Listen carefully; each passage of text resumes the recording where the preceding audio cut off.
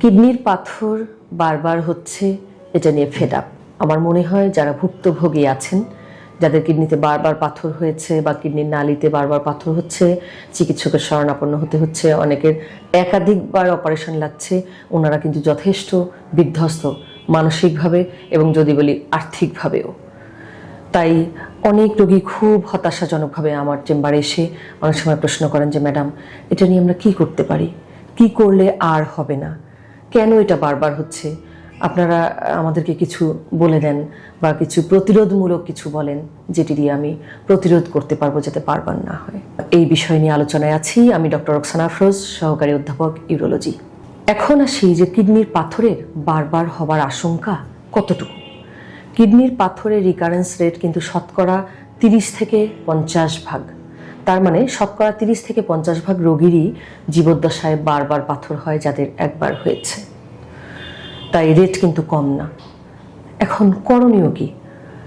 যদিও আমরা এমন কোনো কিছু সৃষ্টিকর্তা আমাদের হাতে দেননি ক্ষমতা যে এই নিয়ম টোটালি মানলে আমার লাইফে আর হবে না, তারপরেও কিন্তু কিছু নিয়ম কানুন আমাদের মানতে হয় বা আমরা জানি যে কিছু কিছু রোগের ক্ষেত্রে সায়েন্টিফিক ওয়েতে কিছু নিয়ম যদি আমরা মেনে চলি তবে বারবার হবার আশঙ্কা কমে যায়। কিছুটা তো আমরা কন্ট্রোল করতে পারি যেটা আমাদের নিজেদের নিয়ন্ত্রণে আছে, যদিও সবকিছু নিজেদের নিয়ন্ত্রণে বা চিকিৎসকের নিয়ন্ত্রণে থাকে না। এখন আসবো যে কোন কোন নিয়ম বা কোন কোন উপদেশগুলো মানলে বারবার হবার আশঙ্কা কমে যায়। 3টি ব্রড হেডলাইনে সকল পাথরের রোগীর জন্য পরামর্শ।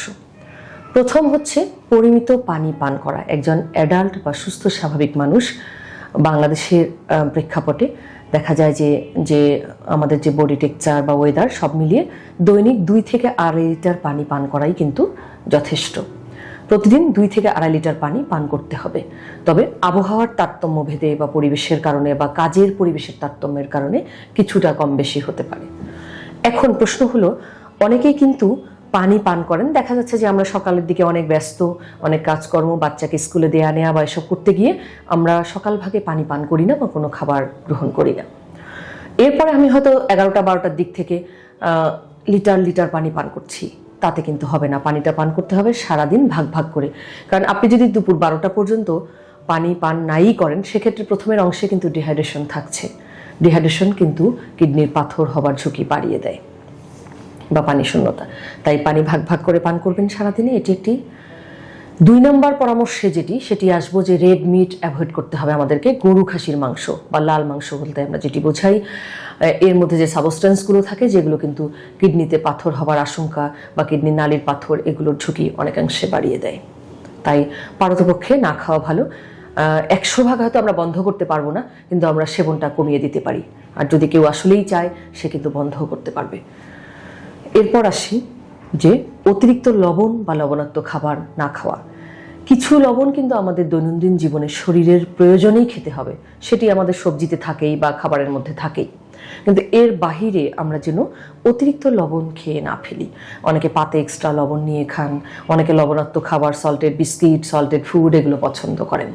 তো এগুলো আসলে খাওয়ার প্রবণতা কমিয়ে দিতে হবে যাতে পাথরের বারবার হবার ঝুঁকি না থাকে।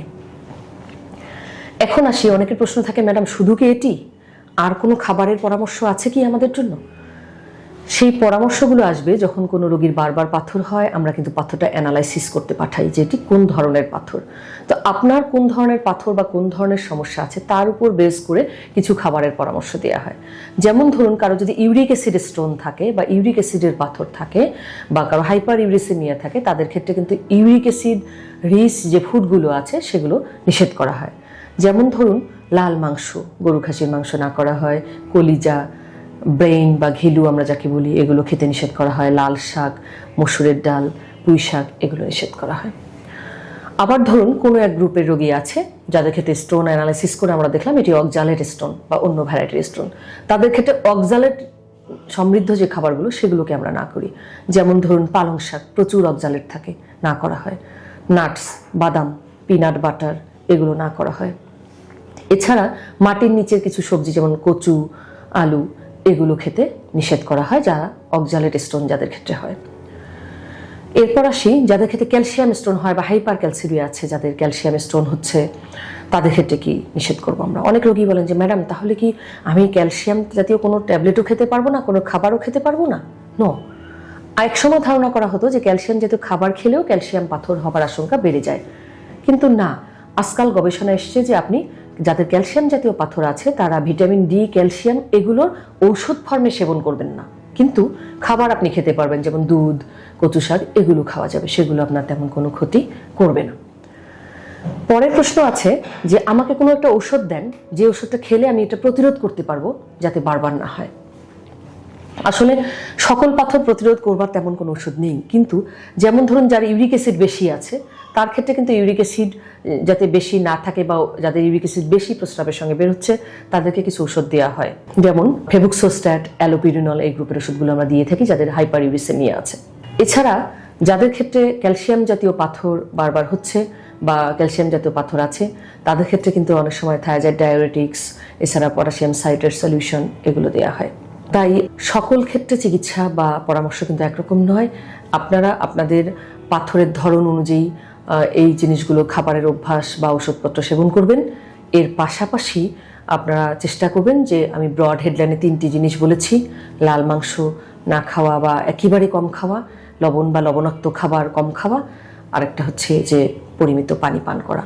এই নিয়মগুলো মানলে অন অ্যান অ্যাভারেজ আপনার বারবার পাথর হবার ঝুঁকি বা আশঙ্কা অনেকখানি কমে যাবে। ধন্যবাদ।